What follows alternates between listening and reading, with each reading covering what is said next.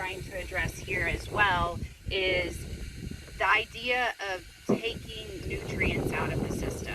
So there's been a push across the high plains to try to switch your nitrogen source while also reducing the total amount of nitrogen that's being added to the system. And that's great from an environmental perspective, but there's two things that concern me there. One, if you're not providing the microorganisms with a source of nitrogen, the microorganisms are going to start decomposing greater amounts of organic material because they have to have a source of nitrogen.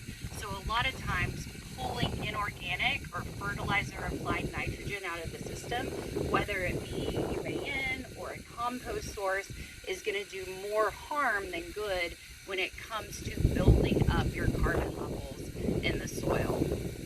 And then secondly too, over time, if the plant is using more nitrogen than what's being applied or that what is residually there in the soil, you're going to be mining your soil. So a lot of times when you talk to guys, or gals, if they have started reducing their nitrogen rates and they're still making 3 to 4 bale cotton, eventually it's going to get to a point where that residual nitrogen has been used, because like I mentioned, we take samples down to 24 inches, but we all know that cotton roots can get deeper than that, right? So they are accessing nitrogen that's deeper in the profile. So over 5 years, it's likely that they'll start seeing those deficiencies if the soil isn't providing the nitrogen that that plant needs.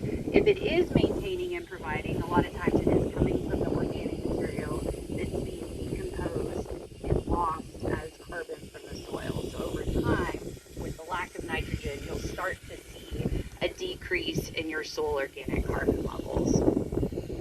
So switching gears a little bit, another benefit of the systems that Todd's introducing, where we have greater crop diversity, rotations, cover crops, we also have reduced tillage in the system. That can also benefit your soil's ability to capture and store moisture, whether that be through precipitation or from irrigation.